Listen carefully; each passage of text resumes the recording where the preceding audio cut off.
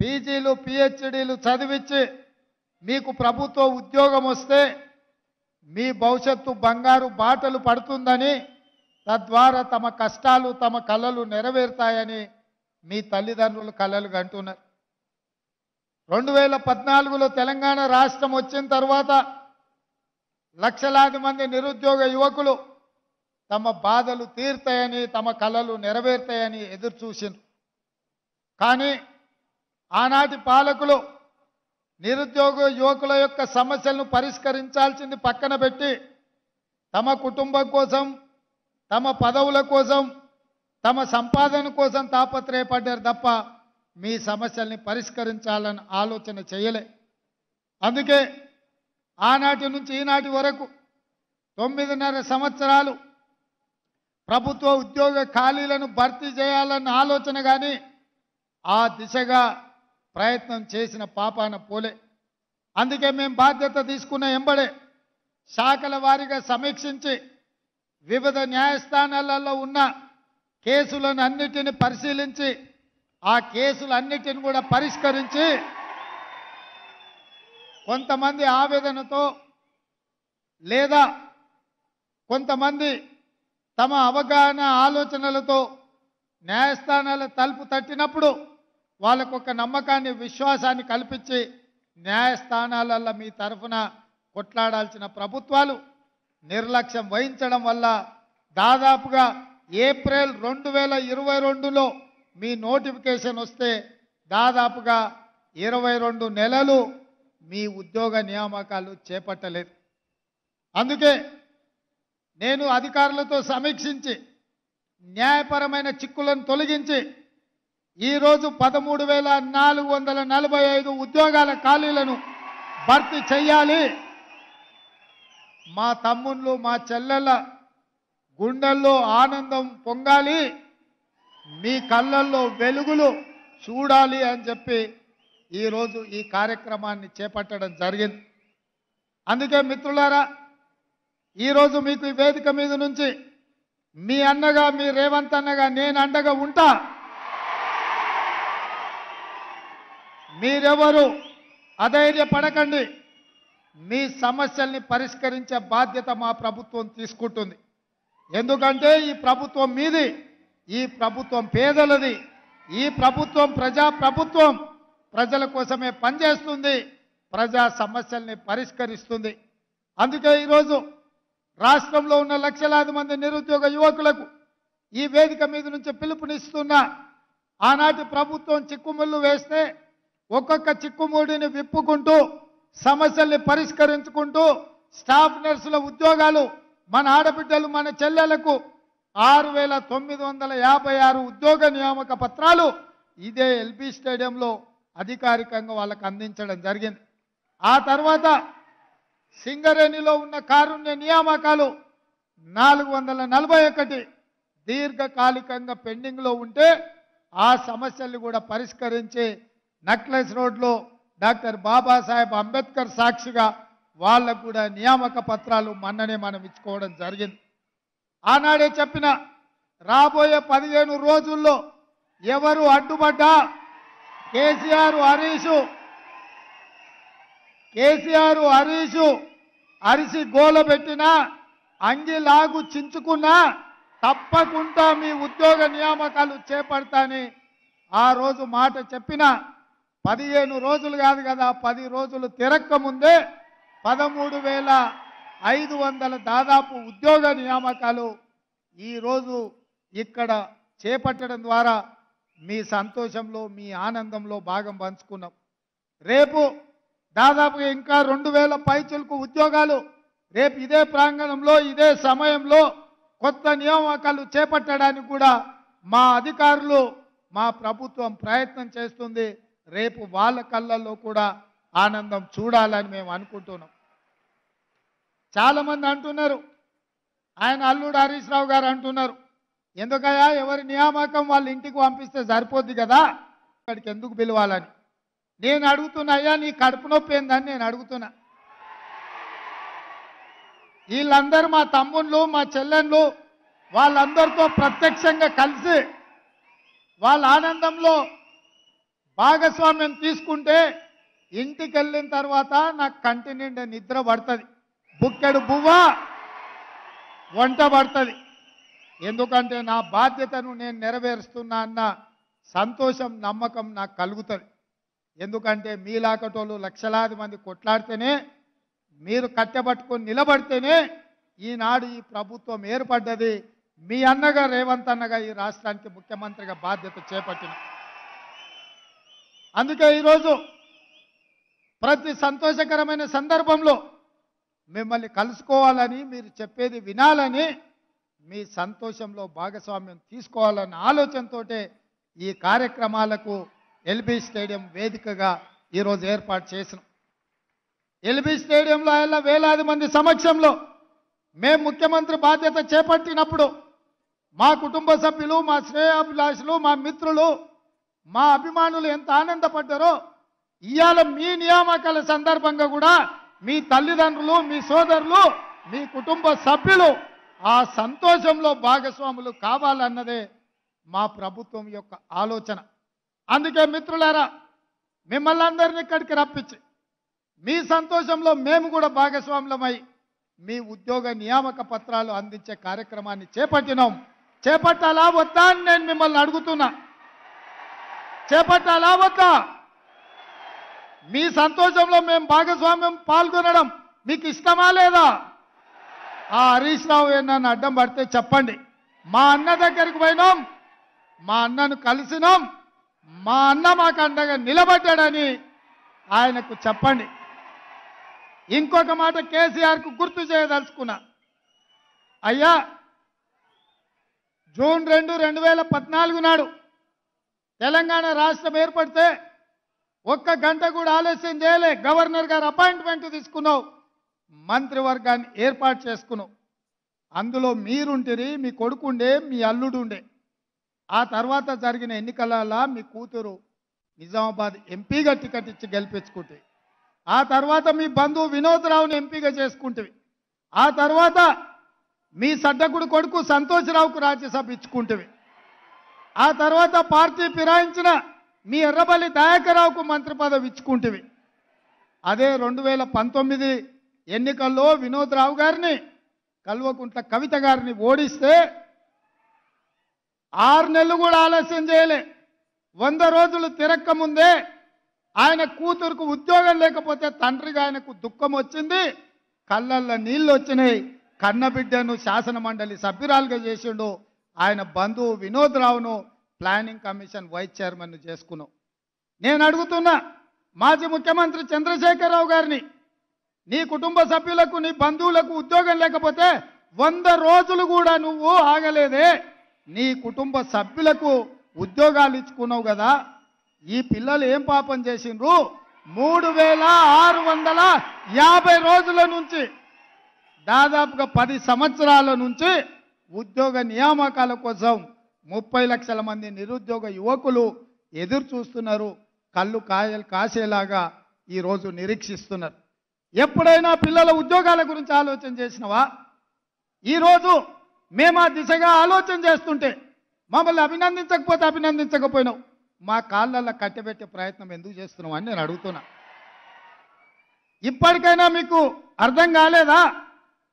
మీ కుటుంబాన్ని తెలంగాణ సమాజం తిరస్కరించింది, బహిష్కరించింది అన్న సంగతి మీకు అర్థం కాలేదా?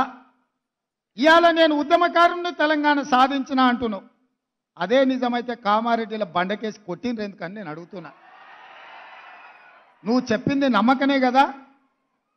నువ్వు ఈ తెలంగాణను దోసుకుంటున్నావనో, ఈ తెలంగాణను మోసం చేస్తున్నావన్న ఆలోచనతోనే కదా నిన్ను తిరస్కరించింది, నిన్ను ఓడించింది చంద్రశేఖరరావు గారు అని నేను అడుగుతున్నా.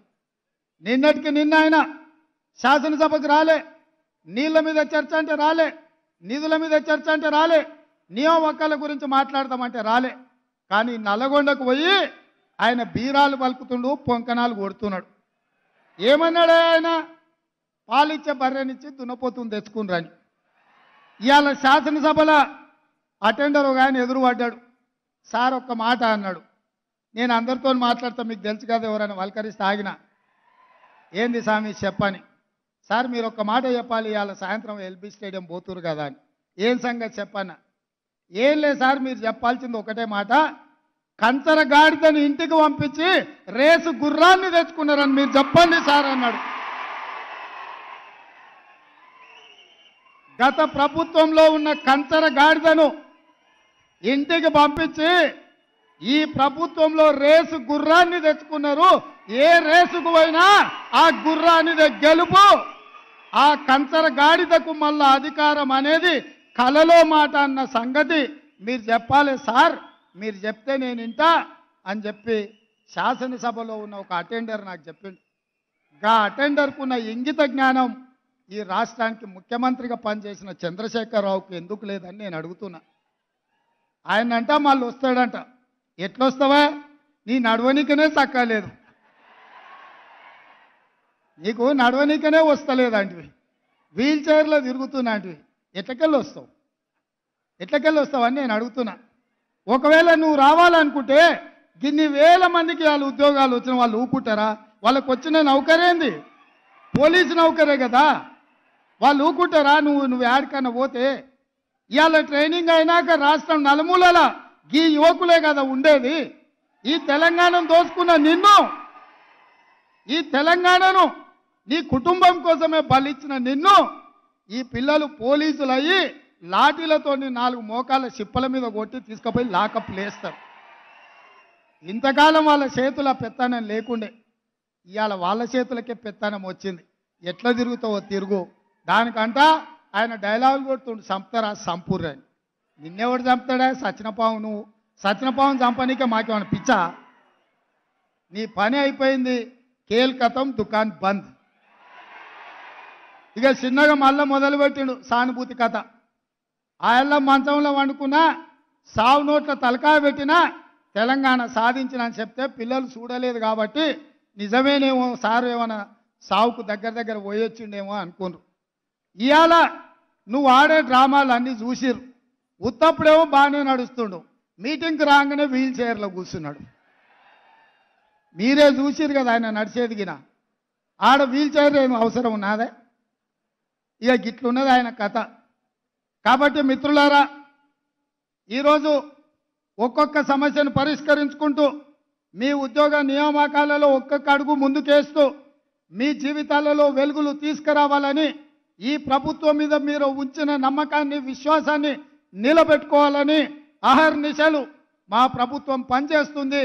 ఏ తప్పు జరగకుండా, ఎవరికి నష్టం లేకుండా రాబోయే రోజుల్లో 2 లక్షల ప్రభుత్వ ఉద్యోగ ఖాళీలను భర్తీ చేసే బాధ్యత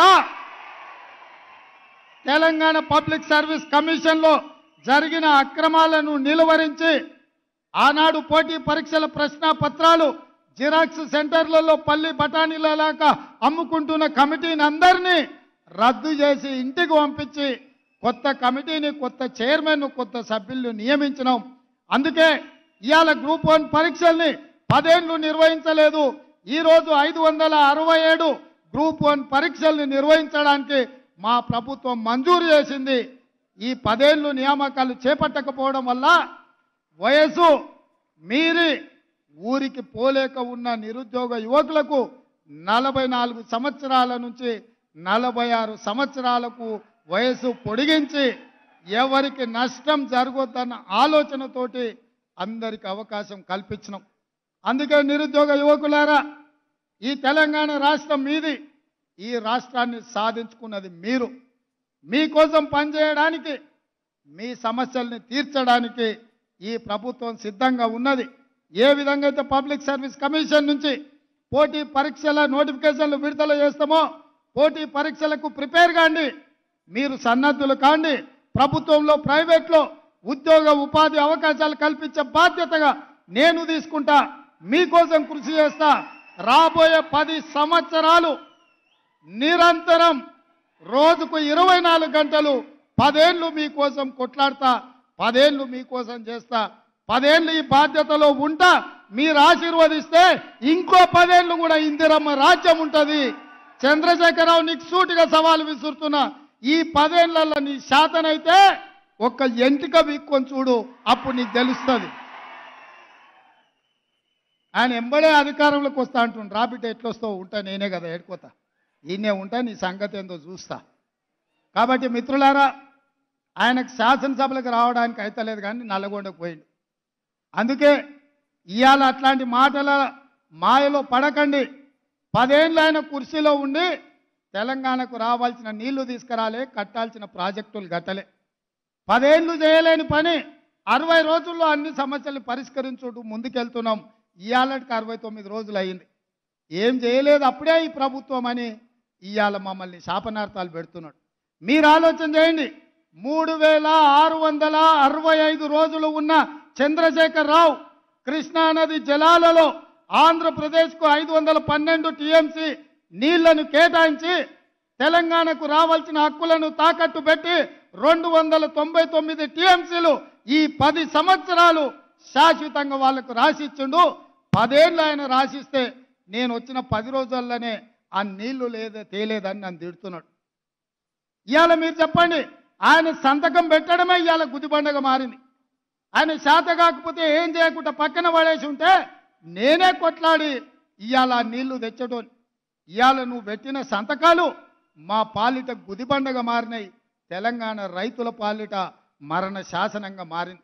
ఇవాళ నువ్వున్నప్పుడే కదా నవంబర్ 30 తారీఖు నాడు తెలంగాణలో ఎన్నికలు ఉంటే గ్రామాలలో యువకులు ఎన్నికల నిర్వహణలో ప్రజారాజ్యాన్ని ప్రజాప్రభుత్వాన్ని ఎన్నుకోవాలని అందరు ఆ కార్యక్రమాలలో బిజీగా ఉంటే మీ చీకటి మిత్రుడు జగన్మోహన్ రెడ్డి గారు వందలాది మంది పోలీసులను నాగార్జున సాగర్ మీదకి పంపించిండు. నీ మిత్రుడు పంపించినందుకే కదా ఆ పోలీసులను తొలగించడానికి నరేంద్ర మోడీ గారు సిఆర్పిఎఫ్ పోలీసులను నాగార్జున సాగర్ బ్రిడ్జ్ మీదకి పంపించండు. జగన్మోహన్ రెడ్డి ఆక్రమించుకోకపోయినుంటే నరేంద్ర మోడీ సిఆర్పిఎఫ్ బలగాలను అక్కడికి పంపిండేవాడు కాదు.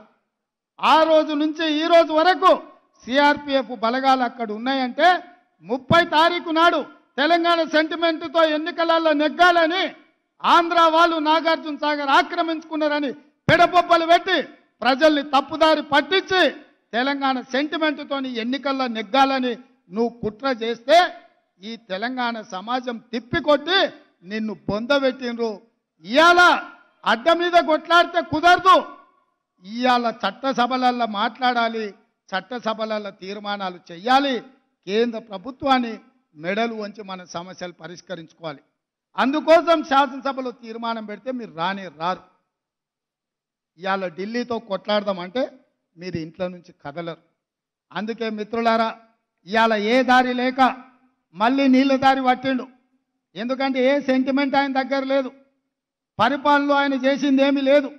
ఇవాళ కాళేశ్వరంలో 1,00,000 కోట్లు ఖర్చు పెడితే 1,00,000 ఎకరాలకు నీళ్ళు ఇవ్వలేదని ఇవాళ విజిలెన్స్ అండ్ ఎన్ఫోర్స్మెంట్ నుంచి మొదలు పెడితే వివిధ విచారణ సంస్థలు నివేదికలు ఇచ్చినాయి. ఆ అవినీతి కుంభకోణం బయటపడుతుందని, అది మేడిగడ్డ కాదు మేడిపండు, దాన్ని పొట్ట విసుకుతే మొత్తం పురుగులు ఉన్నాయన్న సంగతి బయటపడుతుందని దాన్ని కప్పిపుచ్చడానికి ఇవాళ కృష్ణానది జలాలను అడ్డం పెట్టుకొని నల్లగొండల సభ అంటున్నాడు.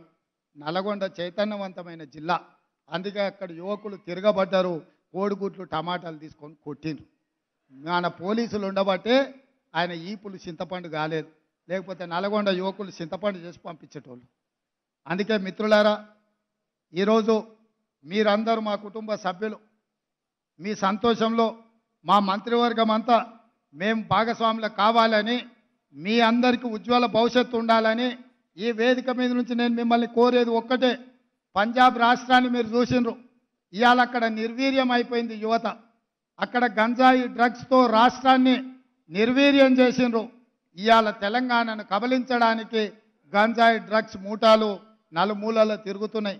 ఎన్ని పట్టుకున్నా, ఎంత ప్రయత్నం చేసినా ఇంకా వాళ్ళు ఆ దిశగానే ప్రయత్నం చేస్తూనే ఉన్నారు. హుక్కా సెంటర్ల పేరు మీద పిల్లలను చిన్న చిన్న పాఠశాలలలో ఉండే యువకులను వీటికి బానిసలుగా తయారు చేసే ముఠాలు తిరుగుతున్నాయి. వాటిని ఎదుర్కోవడానికి టీఎస్నాబ్ నార్కోటిక్స్ డిపార్ట్మెంటును బలోపేతం చేసినాం. కోట్ల రూపాయలు వాళ్ళకు నిధులు ఇచ్చినాం, అధికారులను ఇచ్చినాం. నేను ఇక్కడ సెలెక్ట్ అయిన ప్రతి పోలీస్ డిపార్ట్మెంట్ యువకుడికి మా చెల్లెళ్ళకు ఒకటే మాట చెప్తున్నా, ఏది జరిగినా ఈ రాష్ట్రంలో గంజాయి మొక్కలు ఉండొద్దు. తులసి వనంలో మొలిసిన గంజాయి మొక్కలను కూకటి వేళ్లతోని పునాదులతో సహా కదిలించాల్సిన బాధ్యత, పీకి వేయాల్సిన బాధ్యత ఈ గంజాయి మొక్కల్ని ఏరివేయాల్సిన బాధ్యత మీ మీద ఉన్నది. మీరు ఇవాళ ప్రతిన బూనాలి. ఈ రాష్ట్రంలో డ్రగ్స్ కానీ గంజాయి కానీ ఎవడైనా పదం బలకాలంటే కూడా మోకాళ్ళలో వణుకు పుట్టాలి, కడుపులో సలిజలం దొర్రబడాలి. ఎందుకంటే మన రాష్ట్రాన్ని మన యువతను నిర్వీర్యం చేసే ఇట్లాంటి బలహీనతలు ఈ తెలంగాణ రాష్ట్రంలో ఉండొద్దు. తెలంగాణ రాష్ట్ర యువకులు అంటే సలసల మరిగే రక్తంతో ఉరకలెత్తే యువకులు. తెలంగాణ ఉద్యమంలో ఉవ్వెత్తున ఉస్మానియా కాకతీయ యూనివర్సిటీలలో ప్రపంచం దృష్టిని ఆకర్షించి రాష్ట్రాన్ని సాధించిన నవ యువకులు, ఆత్మ బలిదానాలతో ఆకాశంలో తారలై వెలిగిన యువకులు ఈరోజు గంజాయికో డ్రగ్స్కో బానిసలైతే మన సమాజం నిర్వీర్యం అవుతుంది. మన సమాజం నిర్వీర్యమైతే మన భవిష్యత్ తరాలు ఎందుకు ఉపయోగం లేకుండా పోతాయి మిత్రులారా. అందుకే ఈరోజు ఇక్కడ నియామక పత్రాలు పొందుతున్న ప్రతి ఒక్కరూ మీరు మనసులో ఒట్టేసుకోండి, ఈ రాష్ట్రంలో గంజాయి డ్రగ్స్ని సమూలంగా సమాధి చేస్తాం. ఎవరు కూడా ఈ రాష్ట్ర సరిహద్దుల్లో కాలు పెట్టాలి అని అంటే భయపడాలి, కడుపులో వణుకు పుట్టాలి. మీరు ఆ దిశగా పని చెయ్యాలని నీతిగా నిజాయితీగా ఈ రాష్ట్రము దేశానికి ఆదర్శంగా నిలబడేటట్టు తెలంగాణ మోడల్ అంటే దేశమంతా అనుకరించే విధంగా మన పోలీసు యంత్రాంగం గతంలో ఉంది, భవిష్యత్తులో కూడా ఉండాలని తెలియజేస్తూ మరొక్కసారి మీకు అందరికీ మనస్ఫూర్తిగా ఈ ఉద్యోగ నియామకాల సందర్భంగా అభినందనలు తెలియజేస్తూ మీ అందరి దగ్గర సెలవు తీసుకుంటున్న మిత్రులారా.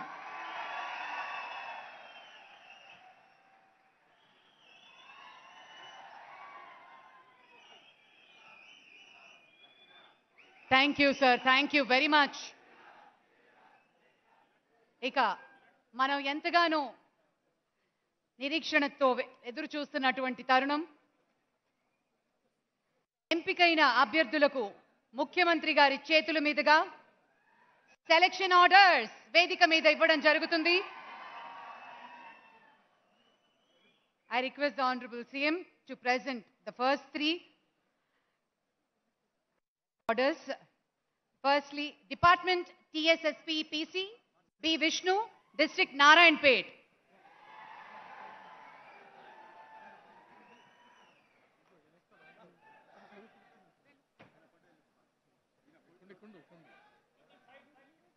ముందుకెళ్ళే బాబు.